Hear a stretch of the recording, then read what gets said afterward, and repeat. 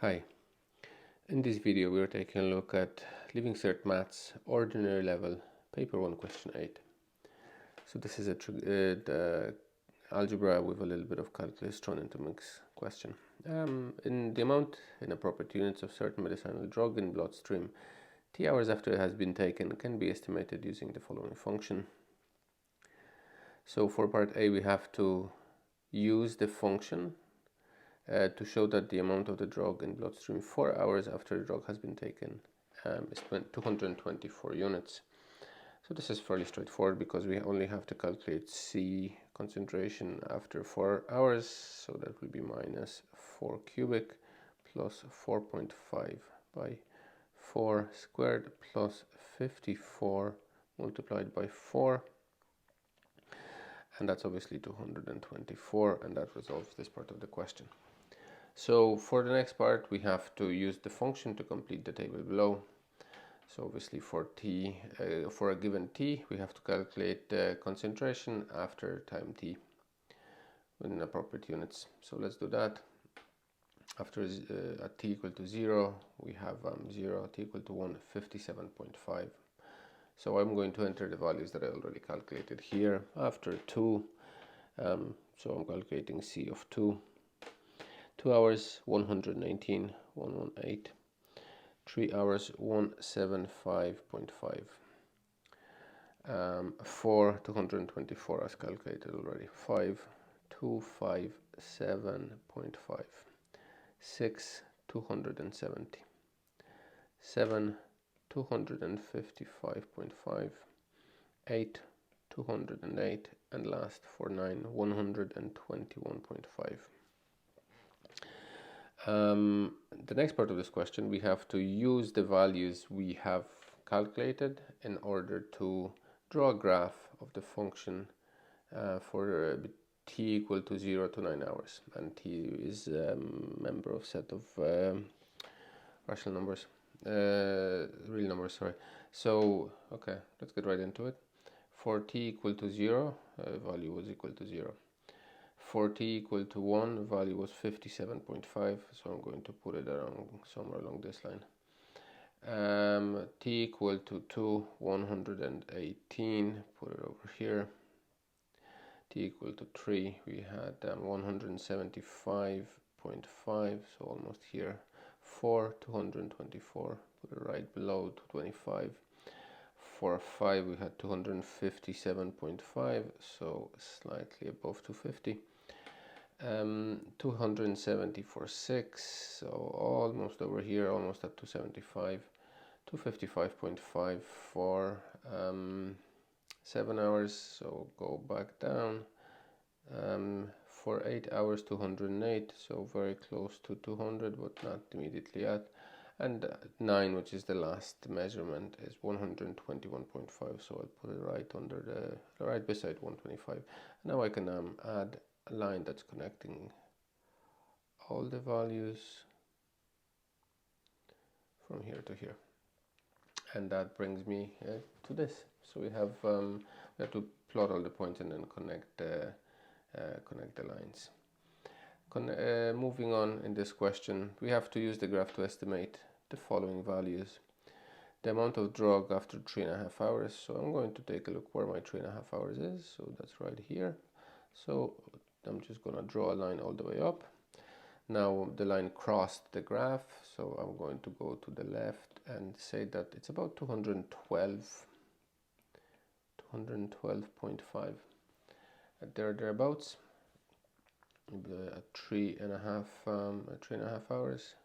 I'd say any answer between 200 and 215 should be fine. So I'm just going to stick with 212.5. And then how long after taking the drug will the amount of the drug in the bloodstream be?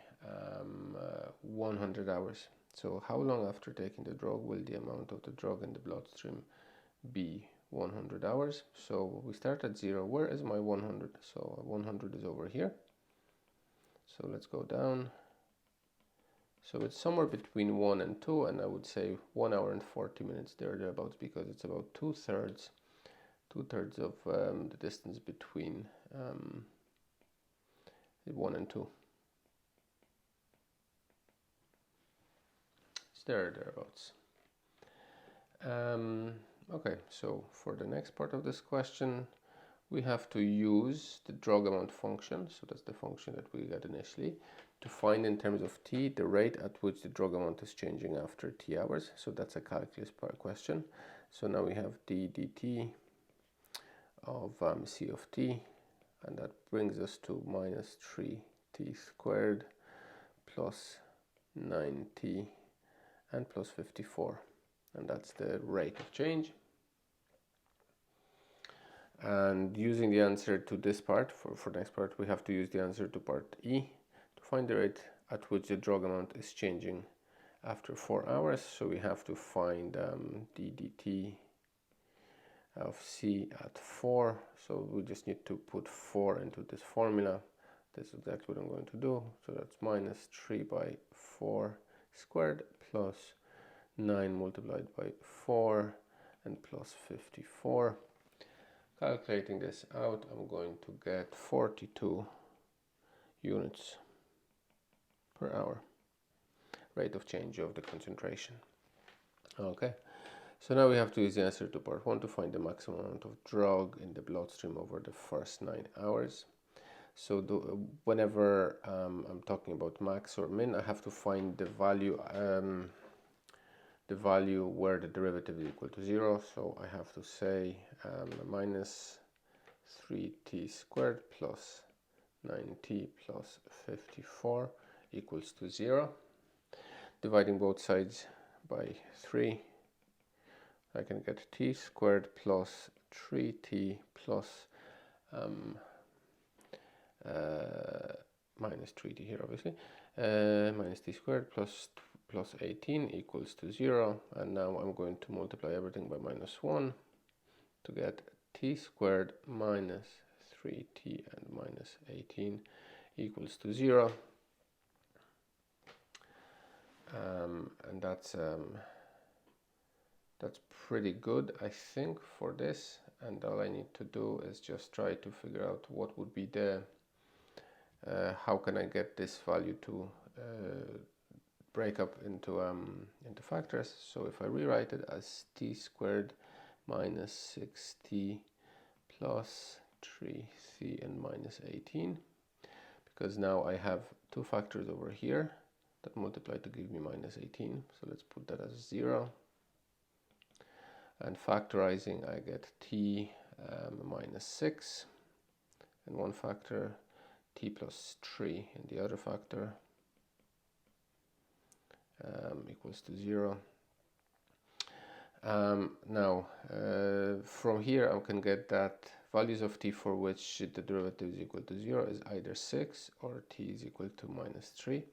I have to discount this factor because we're looking at the time value, and time cannot be negative for this formula. So let's find out what is the concentration for t equal to 6. So 6. So let's find c of 6, and c of 6 would be calculated by taking minus 6 cubic plus 4.5 by 6 squared plus 54 multiplied by 6.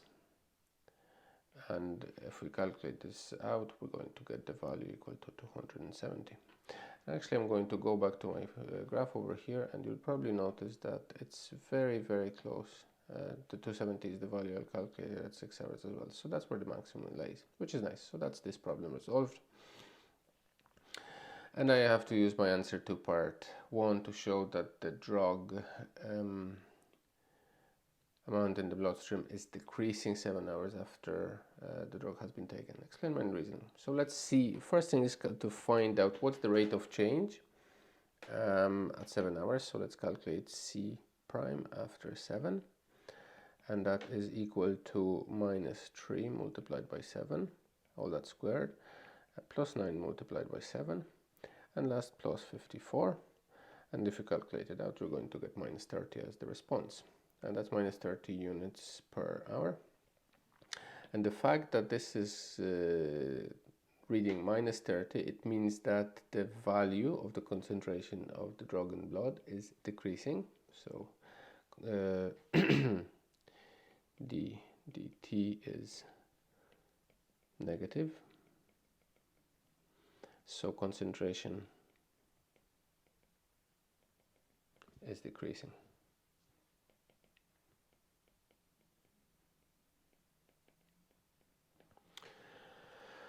And that concludes this problem, so it's a good place to stop.